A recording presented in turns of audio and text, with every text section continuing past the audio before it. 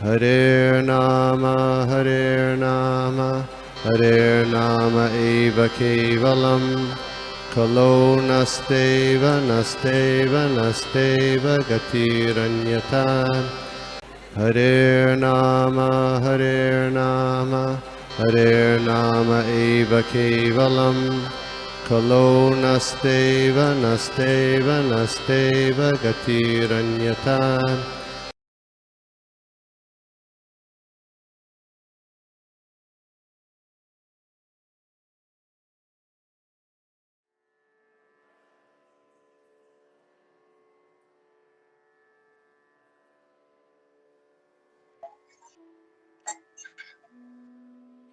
हरे कृष्णा। सो आज हम पढ़ने जा रहे हैं फर्स्ट कैंटो 13वां अध्याय का तीसरा और चौथा श्लोक। और श्लोक आरंभ करने से पहले हम लोग गुरु और गौरांग को प्रणाम करेंगे। So we will start with the prayers. Hare Krishna. सभी भक्तों को धन्यवाद। हरे कृष्णा। ओम नमो भगवते वासुदेवाय। ओम नमो भगवते वासुदेवाय। ओम नमो भगवते वासुदेवाय। नारायणं नमस्कृत्यं नरं चैव नरोत्तमं देवीं सरस्वतीं व्यासं ततो जयमुदीरयेत्। नष्टप्रायेषु अभद्रेषु नित्यं भागवत सेवया भगवती उत्तम श्लोके भक्तिर्भवती नैष्ठिकी। नमो विष्णुपादाय कृष्णप्रेष्ठाय भूतले श्रीमते भक्तिवेदांत स्वामिनिति नामिने। नमस्ते सारस्वते देवी गौरवाणी प्रचारिणे निर्विशेष शून्यवादी पाश्चात्य देशतारिणे। जय श्री कृष्ण चैतन्य प्रभु नित्यानंद श्री अद्वैत गदाधर श्रीवासादि गौर भक्त वृंदा। हरे कृष्णा कृष्ण कृष्णा हरे हरे हरे राम राम राम हरे हरे। हरे कृष्ण महामंत्र की जय। श्रील प्रभुपाद की जय। सभी एकत्रित भक्त वृंद की जय। हरे कृष्णा। तो आज हम पढ़ रहे फर्स्ट कैंटो के 13वें अध्याय के तीसरा और चौथा श्लोक। और इस जो अध्याय है उसका शीर्षक है धृतराष्ट्र द्वारा ग्रह त्याग। तो श्लोक इस प्रकार है, तीसरा और चौथा श्लोक। हरे कृष्णा।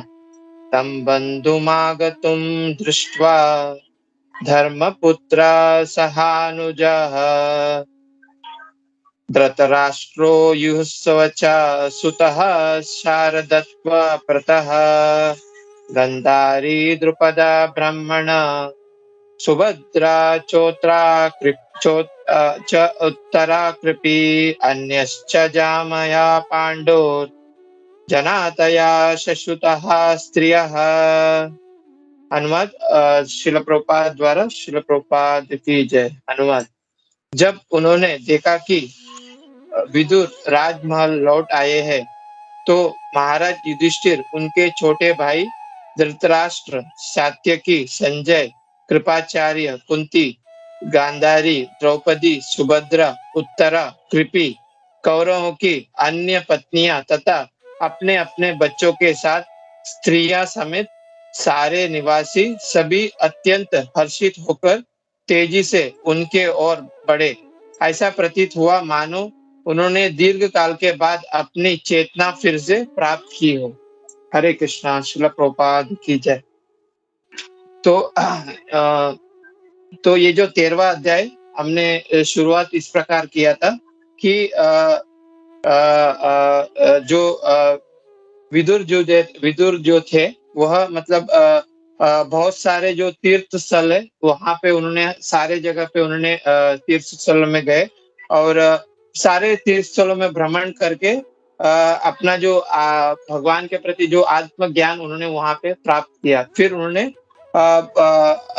मैत्री मुनि से बहुत सारे जो सवाल उनके मन में था वो सब बहुत सारे सवाल उन्होंने मैत्र मुनि से पूछा। फिर बहुत सारे प्रश्न उन्होंने किए और उसका उत्तर मैत्र मुनि ने विदुर जी को दिया। तो ये सब जितने भी सारे प्रश्नोत्तर से उनसे जो उत्तर प्राप्त किए तो उससे क्या हो गया कि विदुर जी का जो भगवान के प्रति और ज्यादा उन्होंने भगवान के प्रति एक निष्ठा होके मतलब पूरी तरह से वो एक निष्ठा हो गए भगवान के प्रति। फिर पूरी तरह से वो पारंगत होकर अभी वो वापस आ रहे। तो जैसे ही वो वापस आए हुए देखकर सारे जो पांडव जो थे उनकी अभी किस तरह से स्वागत कर रहे उसके बारे में भी ये चर्चा हो रही है।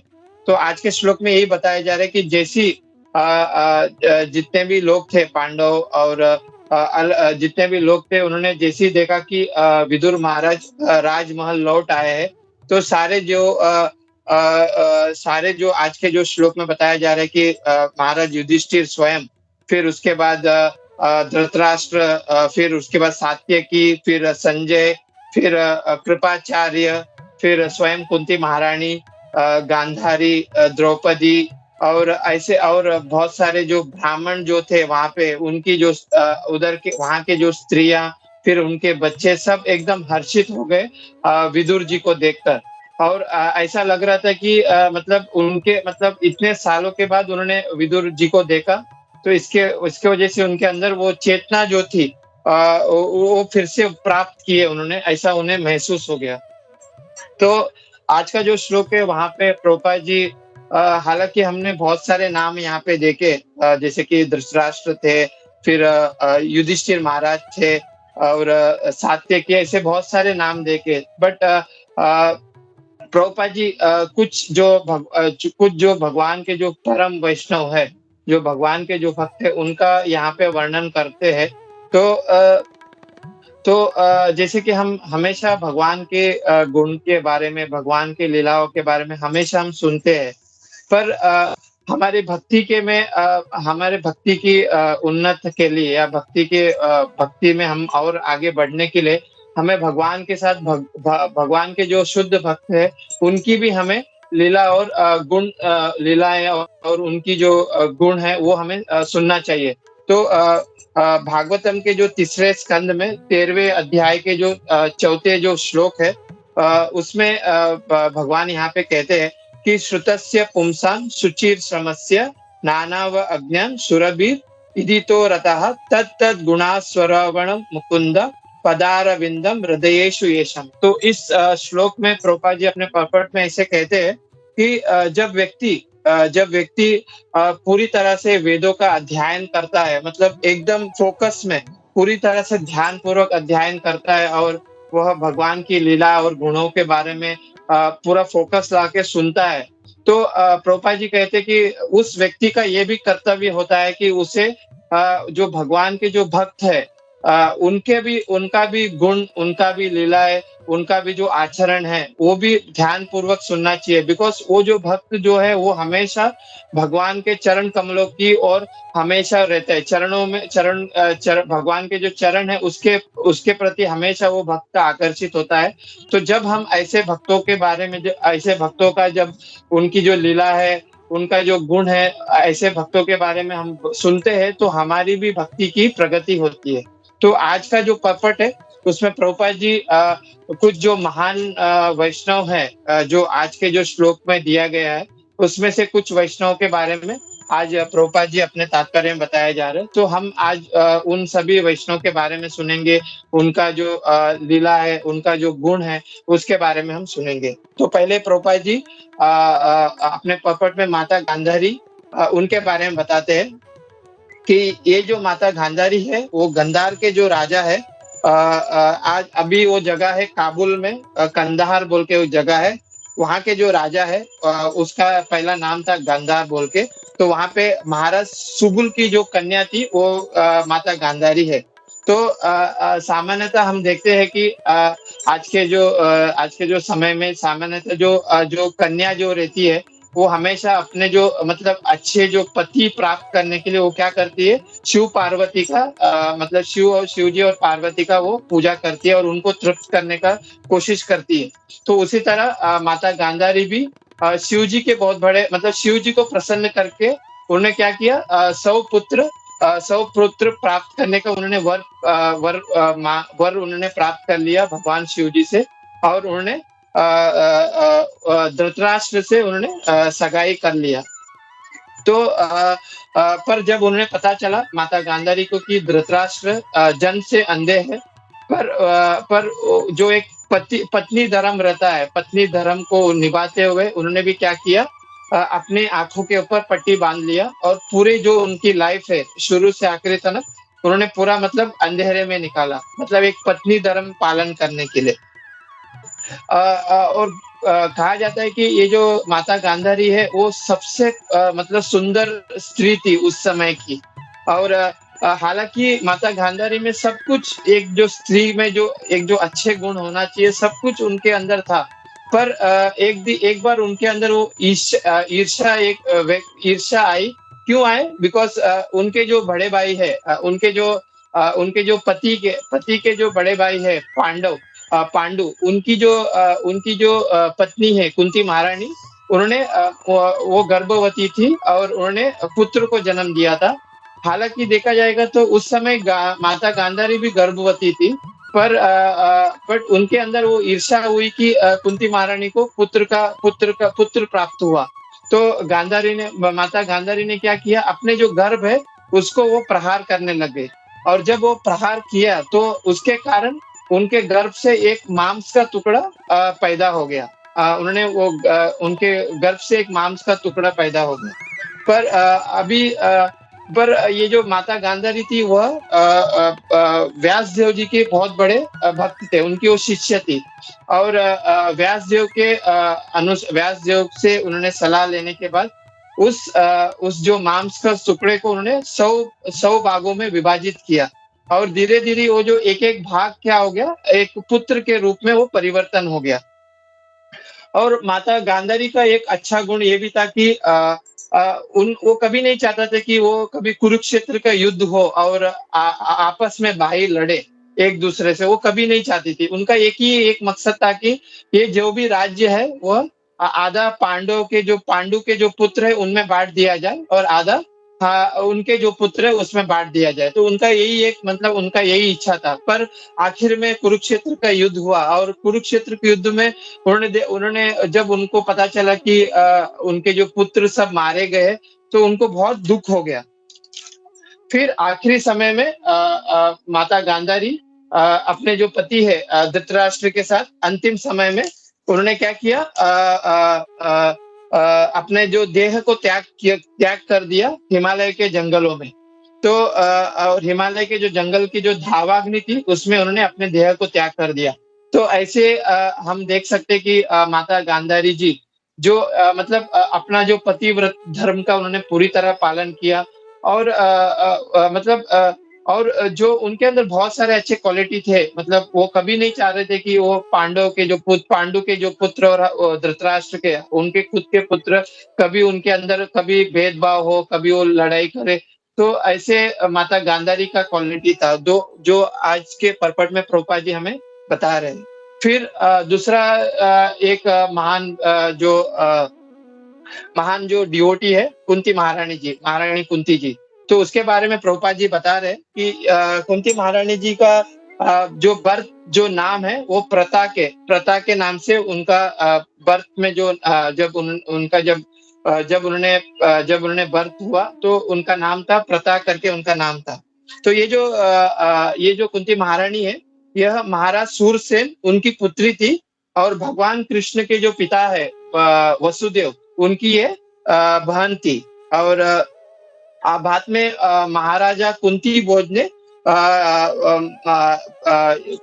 प्रथा जो है कुंती महारानी उन्होंने गोद लिया। इसके वजह से महाराजा कुंती भोज ने उन्होंने उनको गोद लिया, इसके वजह से उनका और एक नाम पड़ा कुंती महारानी करके। तो कहा जाता है कि ये जो महाराजा कुंती भोज थे उनसे मिलने के लिए स्वर्ग के बहुत सारे वासी हमेशा उनके राज्य में आते थे उनसे मिलने के लिए। तो उस समय माता कुंती महारानी क्या करती थी कि ये जितने भी स्वर्ग के जो लोग आते थे, निवासी आते थे, उनका वो स्वागत करती थी। तो एक समय ऐसा हो गया कि एक बार दुर्वासा मुनि वहाँ पे पहुँच गए और दुर्वासा मुनि को उन्होंने माता कुंती महारानी बहुत अच्छे से उनकी सेवा की। तो दुर्वासा मुनि उनकी जो सेवा है उससे वो प्रसन्न होकर कुंती महारानी को एक मंत्र दिए और उस मंत्र से वो क्या कर सकती थी, मतलब उनको जो मन वांछित जो देवता है उसका वो आह्वान कर सकती थी और उससे वो पुत्र का जो वर है, पुत्र की जो प्राप्ति कर सकती थी। तो माता कुंती महारानी ने फिर एक बार उत्साहपूर्ण मतलब उन्होंने एक बार ऐसा ट्राई करने देखा कि सच में ये जो मंत्र उन्होंने प्रदान किया था दुर्वासा मुनि ने, इससे किस तरह मतलब सच में ये काम आएगा कि नहीं? तो उन्होंने क्या किया, सूर्य देव को उन्होंने आह्वान किया और और फिर जब उन्होंने सूर्य देव को आह्वान किया तो उससे क्या कर्ण का उन्हें प्राप्त हुआ। पर जब फिर वो माता उनके जो माता-पिता है उनसे भय भय से उन्होंने क्या किया, कर्ण का उन्होंने त्याग कर दिया। फिर आगे जाके कुंती महारानी जी महाराज पांडु से उनकी विवाह हुआ। फिर उसके बाद फिर महाराजा पांडु ने भी बीच में उन्होंने संन्यास ग्रहण करने का मतलब गृहस्थ आश्रम छोड़ के संन्यास ग्रहण करने का उन्होंने मतलब उनके अंदर ये इच्छा आई। पर उस समय माता कुंती महारानी ने उनको रोक दिया। फिर आगे जाके महाराज पांडु के कहने से उन्होंने क्या किया, फिर से वो जो दुर्वासा मुनि ने जो मंत्र दिया था, उसका उन्होंने आह्वान किया। फिर उन्होंने एक-एक पुत्र उन्होंने उससे प्राप्त किए। जैसे कि धर्मराज यमराज से उन्होंने युधिष्ठिर महाराज को प्राप्त किया, फिर वायुदेव से उन्होंने भीम जी को प्राप्त किया, फिर इंद्रदेव से उन्होंने अर्जुन जी को प्राप्त किया। फिर नकुल और सहदेव का जन्म पांडु ने अश्विनी कुमार है, उनके द्वारा माता माद्री के गर्भ से नकुल और सहदेव का जन्म हुआ।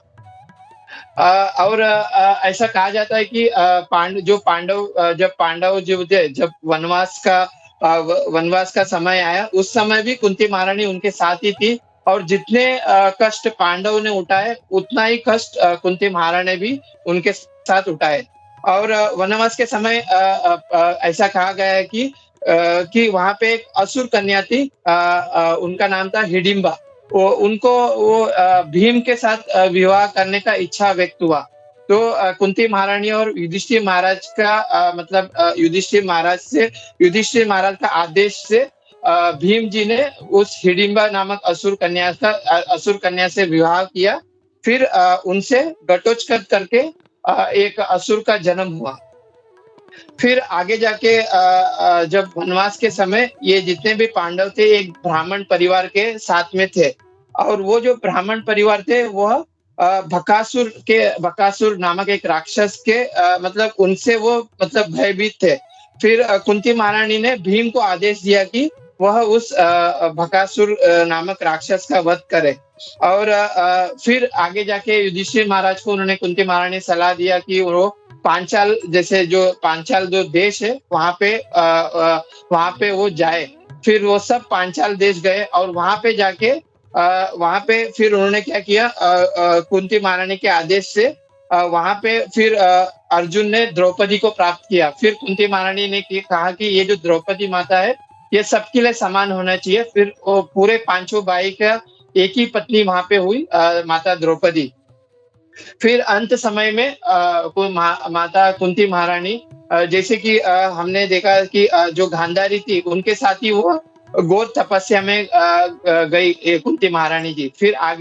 फिर ऐसा समय आया कि कुंती महारानी जी इतना घोर तपस्या किया कि मतलब 30 डेज में वो एक बार भोजन ग्रहण करती थी।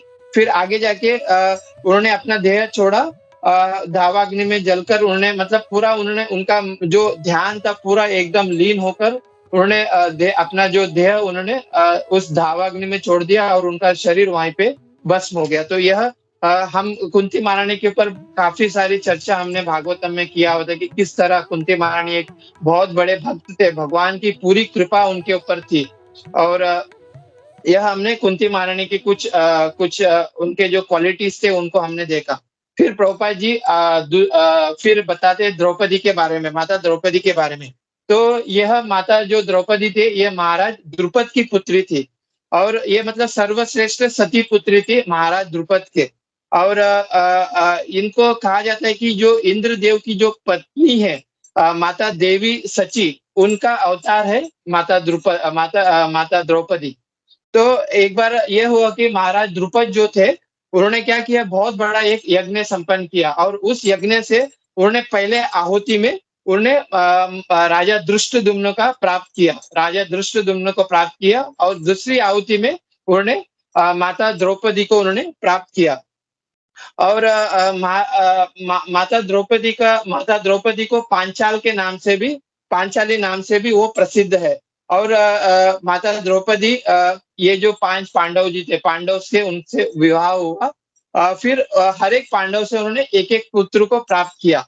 तो जैसे कि महाराज युधिष्ठिर से उन्होंने प्रतिभीत बोल के नाम के जो पुत्र है उनसे उनका वो प्राप्ति हुआ। फिर भीम जी से उन्होंने सूत सोम बोल के पुत्र का प्राप्त हुआ। अर्जुन से श्रुति कीर्ति, और नकुल से शतनीक, और सहदेव से श्रुतकर्म। ऐसे उन्होंने पांडव से हर एक पांडव से एक-एक पुत्र का उनसे उनका प्राप्त हुआ। फिर और माता द्रौपदी के बारे में ये भी कहा जाता है कि ये जो कुंती महारानी जितना सुंदर थी, उतना ही सुंदर माता द्रौपदी भी थी। और इनका जब जन्म हुआ तो आकाशवाणी एक हुआ, उसमें कहा गया है कि इनका जो नाम है वो कृष्ण के नाम से इनको जाना जाएगा। और जब पांडव का जब वनवास का समय था, उस समय माता द्रौपदी से पांडवों का विवाह हुआ। और जब वह घर पे रिटर्न आ रहे थे, तो उनके जो पिता थे, राजा द्रुपद, उन्होंने बहुत सारा उनको धन उन्होंने उनको प्रदान किया। फिर हमने देखा कि जब पांडव जब जुए में उन्होंने सब कुछ हार गए थे, तो माता द्रौपदी को जबरदस्ती मतलब सभा में घसीट कर लेके आए दुशासन जी ने। और मतलब वहाँ पे माता द्रौपदी को वो नग्न करना चाह रहे थे, बट भगवान कृष्ण की इतनी कृपा थी कि उन्होंने उनको वस्त्र प्रदान किया उस समय।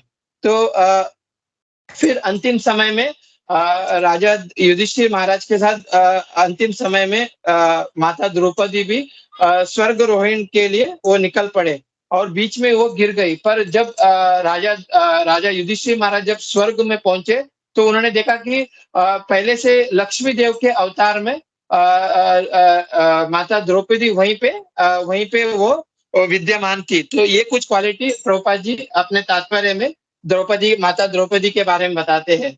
फिर आगे जाकर प्रभुपाद जी माता सुभद्रा जी उनके बारे में भी बताते हैं कि जो माता सुभद्रा जी थे, वह कौन थी? वसुदेव की पुत्री और भगवान श्री कृष्ण की बहन थी। हालांकि देखा जाएंगे तो ये जो वसुदेव की जो पुत्री माता सुभद्रा बहुत लाडली थी, पर उससे भी ज्यादा वो भगवान श्री कृष्ण और बलदेव की अत्यतम प्रिय उनकी बहन थी। और ये दोनों जो मतलब भगवान कृष्ण और बलदेव जी, जो हम देखते हैं कि जगन्नाथपुरी में स्वयं भगवान कृष्ण, बलदेव जी और सुभद्रा मैया एक साथ मूर्तिमान स्वरूप में वहां पे है। और हम हर समय देखते हैं कि हर साल जगन्नाथपुरी में जगन्नाथ जी, बलदेव और सुभद्रा मैया का वहां पे जगन्नाथ जी में रथ यात्रा का ये उत्सव मनाए जाते हैं। और कहा जाता है कि जब अर्जुन जब द्वारका में थे, तो उनको ये उनके अंदर ये इच्छा आई कि वो द्रौपदी मैया से उनको वो रानी बनाए। वो उनके अंदर वो इच्छा आई। तो अर्जुन ने फिर भगवान श्री कृष्ण से इनकी ये जो इच्छा का व्यक्त किया। पर भगवान कृष्ण को पता था कि ये जो उनके जो बड़े भाई बलदेव जी सुभद्रा मैया के लिए दूसरा कोई वर ढूंढ रहे थे। तो आखिर में भगवान कृष्ण ने अर्जुन जी से कहा कि आप एक काम करिए कि सुभद्रा मैया का आप अपहरण कर लीजिए। जब बलराम जी को जब पता चला कि अर्जुन ने ऐसा काम किया, तो उनको मारने के लिए चले गए। पर भगवान कृष्ण की विनंती से बलराम जी ने अर्जुन को वहां पे उन्होंने उनको क्षमा कर दिया। आगे जाके सुभद्रा मैया से अभिमन्यु का जन्म होता है। बट अभिमन्यु का जो अकाल मृत्यु, हमने देखा कि कुरुक्षेत्र के युद्ध में अभिमन्यु जी का मृत्यु हुआ। उसके बाद सुभद्रा मैया बहुत उनको मतलब बहुत उनको विरह का हुआ कि उनका बेटा ये हुआ मतलब मारा जा चुका है। फिर उनको बहुत एकदम ये हो गया, दुःख उन्होंने ये किया। बट जब उत्तरा के गर्भ से महाराज परीक्षित का जन्म हुआ, तो फिर जाके उनको सांत्वना मिली। तो आज के जो पर्पट में प्रभुपाद जी ऐसे मतलब महान भक्तों के बारे में प्रभुपाद जी बताते हैं कि ना किस तरह ये जितने भी जो भक्त है वो कितने मतलब भगवान के मतलब कितने निकट है। और हालांकि हम माता गांधारी के बारे में हम सोच सकते हैं कि वो कैसे भगवान के भक्त हुए। तो हम हमेशा देखते हैं कि जब भगवान जब इस धराधाम में आते हैं, तो उनके साथ उनके जितने भी पार्षद है वो भी इस धराधाम में आते हैं, उनके साथ वो लीला उनके साथ भगवान के साथ वो लीला प्रकट करने के लिए। उसी तरह भगवान के समय में जो भी कोई थे भगवान के साथ, जो भी उनके पार्षद, जो भी कोई उनके लीला में भाग लिए थे, वो सभी लोग शुद्ध भक्त थे। जैसा कि हम ये माता गांधारी को देखते हैं, फिर स्वयं सुभद्रा मैया, फिर द्रौपदी मई, फिर कुंती महारानी, ऐसे सभी जो थे वो भगवान के बहुत बड़े भक्त थे, वो भगवान से बहुत करीब थे। तो प्रभुपाद जी यही हमें मतलब हम भागवतम में यही सीखते हैं कि जैसे जैसे हम भगवान कृष्ण के बारे में, भगवान कृष्ण की लीलाओं के बारे में, उनके गुणों के बारे में सुनकर हम अपने जो भक्ति है उसका भक्ति को हम और ऊपर ऊपर की ओर लेके जाते हैं। तो भागवतम में ये भी कहते हैं कि जब कभी हम उनके जो भक्त है, भगवान कृष्ण के जब भक्त है, उनके बारे में जब हम सुनते हैं, उनके बारे में हम जब सुनते हैं और उनकी जो लीला का आस्वादन करते हैं, तो हमारी भक्ति की लेवल भी हम धीरे धीरे ऊपर की ओर लेके जा सकते हैं। इसके लिए प्रभुपाद जी ने आज के जो श्लोक में पूरा तात्पर्य में, हालांकि ये देखा जाएगा तो पूरा 4 पेज का पट है, और उसमें पूरी तरह से उन्होंने ये जो परम वैष्णव है उनके बारे में उन्होंने पूरी तरह से एकदम अच्छे से उन्होंने उल्लेख किया हुआ है। तो वही हम आज के पट में यही जानें कि परम भक्त जो भगवान कृष्ण के जो परम भक्त है वो किस तरह लीला करते हैं और उनके क्या क्या गुण होते हैं, और किस तरह वो भगवान कृष्ण के प्रति उनका जो प्रेम में भक्ति का वो आस्वादन करते हैं। तो वही प्रभुपाद जी यहाँ पे हमें उनके पर्पट से हमें ये शिक्षा प्रदान कर रहे हैं। तो आज के जो श्लोक में हम ये देख रहे हैं कि जैसे महाराज युधिष्ठिर जी जब पूरी तरह वो भगवान के प्रति एकाग्रत होकर पूरी तरह से वो अभी लौट आए हैं, तो ये जितने भी पांडव जो थे, जितने भी पांडव वंशी थे, वो सब अभी विदुर जी का वो वहां पे स्वागत करने के लिए वहां पे उपस्थित होते हैं। तो कल के श्लोक में हम आगे की ओर देखेंगे ना किस तरह वो विदुर जी का स्वागत वहां पे करते हैं। तो ये हम कल के श्लोक में देखेंगे। तो मैं यहाँ पे अपने वाणी को विराम देता हूँ। अगर कोई मुझसे भूल चूक हुई तो मुझे माफ करिए। और हम यही मैं बोलना चाहता हूँ कि हमारे जो सीनियर जो डिवोटीज जो है उनसे कि वो भी कुछ अपना कुछ यहाँ पे पॉइंट रखे। सो यहाँ पे मैं अपनी वाणी को विराम करता हूँ। हरे कृष्णा। श्रील प्रभुपाद की जय। हरे कृष्णा प्रभु। हरे कृष्णा माता जी, दंडवत प्रणाम। थैंक यू सो मच प्रभु, बहुत अच्छा लेक्चर था। मुझे आपने जो स्टोरी बताई थी कि गांधारी की, वो मुझे पता नहीं थी प्रभु कि उनके 100 पुत्र कैसे थे। तो थैंक यू सो मच। ये मुझे मतलब ये फिर से एक ऐड हो गया मुझे, मतलब ये इंफॉर्मेशन आपने मिल गई। और दूसरा ये उत्तरा किसकी ये थी प्रभु, वाइफ थी? उत्तरा अभिमन्यु जी का माता जी धर्म पत्नी थी। जो अभिमन्यु जो है वो अपने जो द्रौपदी के अपने जो सुभद्रा मैया के पुत्र अभिमन्यु, उनकी जो वाइफ है वो उत्तरा है, माता उत्तरा। और उनके गर्भ से हमने देखा कि लास्ट चैप्टर में उनके गर्भ से परीक्षित महाराज का जन्म हुआ, वो हमने देखा माता जी। Okay, thank you so much प्रभु। हरे कृष्ण। या प्रभु, मेरा एक ही रिक्वेस्ट है माता जी, ये पूरा क्लियरली डिटेल में आज के पर्पट में प्रभुपाद जी बता रहे हैं। अगर आप हिंदी में पढ़ेंगे बहुत अच्छे से प्रभुपाद जी ने इसको विवरण किया हुआ है। माता गांधारी के बारे में, माता द्रौपदी के बारे में, कुंती महारानी के बारे में बहुत डिटेल में इसका विवरण प्रभुपाद जी ने किया हुआ माता जी आज के पर्पट में। हरे कृष्ण। शिला प्रभुपाद की जय। ओके प्रभु, थैंक यू। हरे कृष्ण।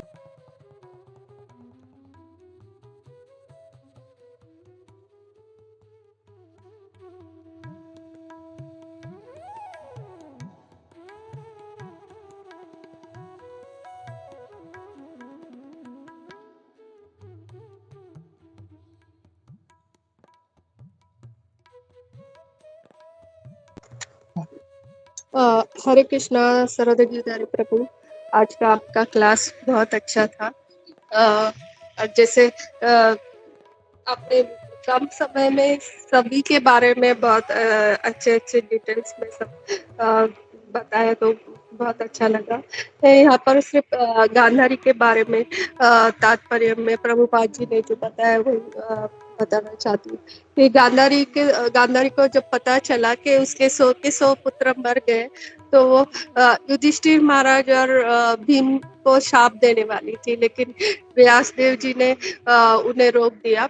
और दूसरी ये बात है कि जब वो ऐसे शोक कर रही थी, तब आप सबको ही पता है कि उन्होंने फिर बाद में भगवान कृष्ण को भी शाप दिया था कि तुम रोक सकते थे, तुम भगवान हो करके। और उससे पहले मैंने महाभारत में ये कथा सुनी थी, जब वो ऐसे शोक कर रही थी और उससे पता नहीं चल रहा था, तब ऐसे हुआ कि वो वहां पर ही थी कुरुक्षेत्र के युद्ध भूमि में, और सब प्रेतों को देख रही। तो भगवान की कृपा से उनके साथ ऐसा हुआ कि उससे ना बहुत भूख लगी और वो ढूंढने लगी, वो रो रही थी। तो दुर्योधन है उसके प्रेत के सामने बैठी हुई थी और रो रही थी, विलाप कर रही थी, और उसे अचानक से बहुत भूख लगी और वो खाने के लिए कुछ ढूंढ रही थी।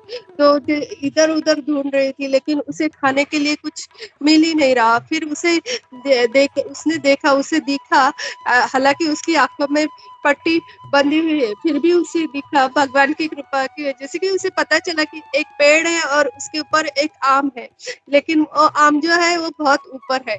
तो उसके लिए उसने क्या किया, आजू बाजू में ऐसे हाथ लगाया तो उसे कुछ मिला। तो उसने वो खींचा और उसके ऊपर पैर रखा, ऐसे कर फिर भी उसका हाथ नहीं जा रहा था। तो ऐसे ऐसे करके उसने एक के ऊपर बहुत सारा ऐसा रखा और उसके ऊपर चढ़ के उसने वो आम निकाला, वो और वो आम खाने लगी।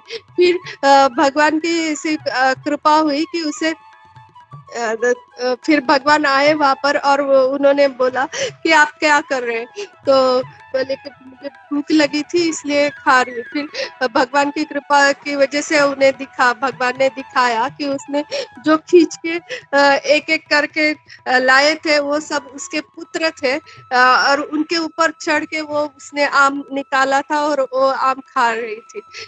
तभी भगवान ने उन्हें उनके ऊपर कृपा की और उन्हें साक्षात्कार करवाया कि ये जो भी हो रहा है वो सब भगवान की लीला थी, और वो जो शोक कर रही थी वो किस तरह से ठीक नहीं है शोक करना, वो बताया था। Hare Krishna.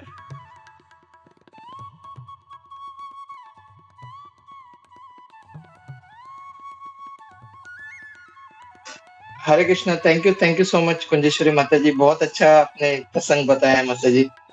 Thank you so much. Hare Krishna माता जी। हरे कृष्णा। हरे कृष्णा ब्रज माता जी। प्रभु कृष्ण कृपा से बहुत अच्छा क्लास था और बहुत अच्छे से आपने तैयारी की थी। जो आपका फ्लो था, आपका जो कंटिन्यू बोलने का ऐसा लग रहा था, और आप बोलते जाए और हम सुनते जाए, हमको ज्यादा ज्ञान मिलते जाए। तो थैंक यू प्रभु, thank you so much. Hare Krishna प्रभु। हरे कृष्णा। हरे कृष्णा प्रभु जी। हरे कृष्णा। हरे कृष्णा। हाँ, थैंक यू प्रभु। फर्स्ट ऑफ ऑल सवाल देने के लिए और इतना बड़ा पर्पट को है बहुत ही कंसाइज तरीके से प्रेजेंट करने के लिए। खाली इसमें एक चीज मैं नोटिस किया, I wanted to say that you said कि पांडव जो थे वो धृतराष्ट्र के बड़े भाई थे। तो एक्चुअली पांडव जो थे वो धृतराष्ट्र के छोटे भाई थे। पांडु वाज यंगर ब्रदर और धृतराष्ट्र जो थे वो बड़े भाई थे वो उनके। एक करेक्शन था बस। या you, प्रभु, Gopi Mara. थैंक यू प्रभु, थैंक यू प्रभु। पूछने वाला था। Thank you, Gopi Mara Prabhu. Hare Krishna, धन्यवाद। Thank you so much Prabhu ji, thank you.